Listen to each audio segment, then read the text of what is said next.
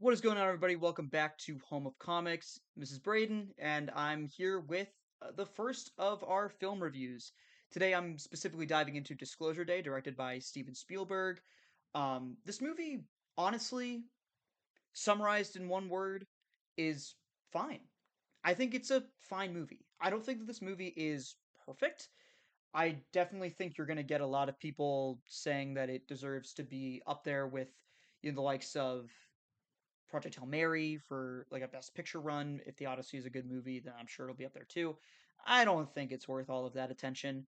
I'm ultimately not as familiar with Spielberg's work as I'd like to be. I was checking my letterbox and I literally don't have like any of his logged, which doesn't mean I haven't watched other Spielberg movies. It just means that unfortunately I haven't seen them in a long enough time that I haven't logged them on Letterboxd. So I have Jurassic Park and Jurassic Park: The Lost World on there, and that's it for Spielberg, which is heinous. I'm well aware.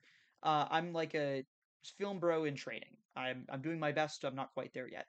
Um, Certain segments of this movie kind of made me laugh out loud. Like, oh, that's hilarious, but they're not meant to be funny. Like sometimes the movie is almost too serious to the point where I can't take it seriously.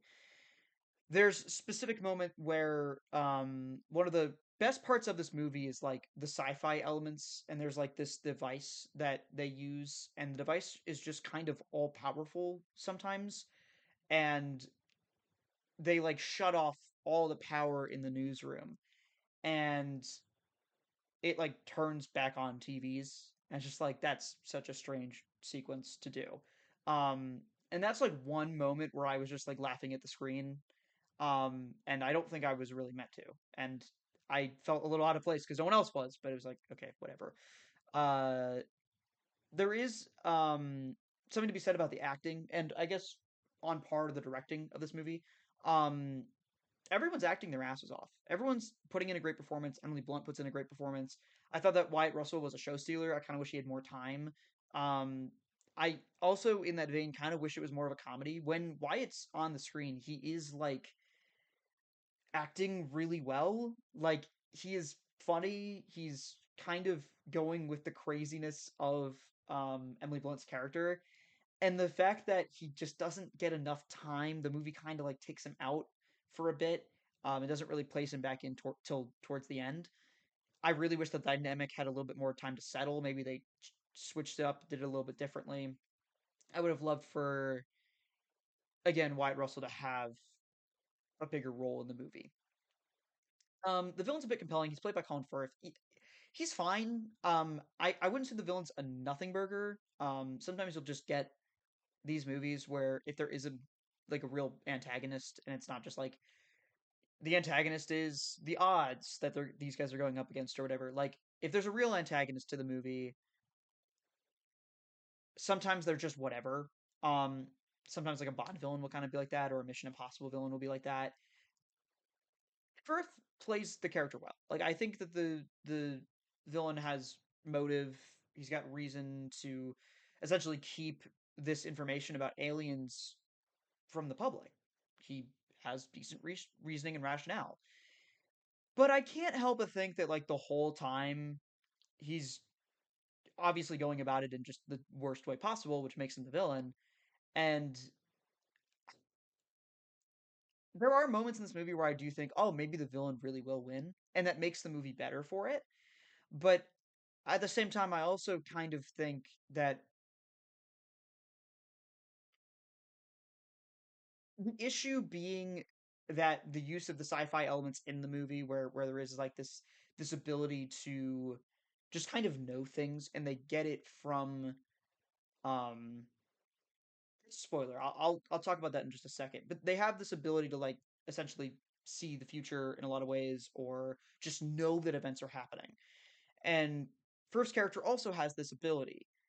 Unfortunately, I just feel like it takes a little bit too long for them to really tell us that that's what's going on. Like they do it about halfway through the movie. Like they're very clear. Okay, yeah, like Colin Firth has superpowers. You get it, and it's like, all right, that's fine.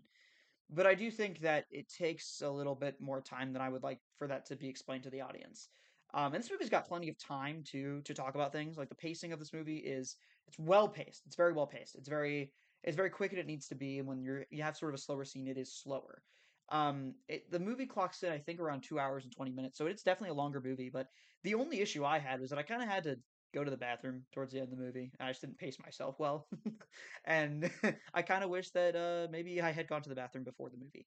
And I definitely recommend doing that because you're not going to want to miss what's going on. Because if you do, you might miss a really key plot detail. And speaking of key plot details, I am going to quickly talk spoilers, but what I mean by the power set is that essentially both Emily Blunt and Josh O'Connor's characters get abducted by aliens as children, and they get the ability to communicate with humans and communicate with the aliens.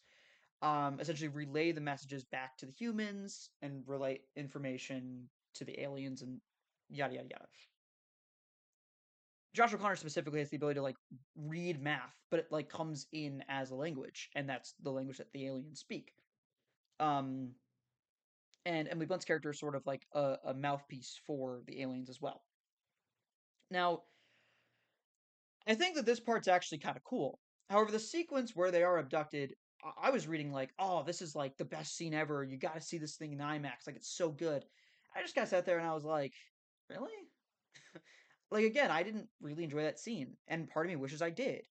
It's got that cheesy Spielberg feel, but I just didn't really vibe with it the way I wish I did. Um, Speaking of vibing with the movie the way I did leave this movie feeling a little bit more hopeful about humanity.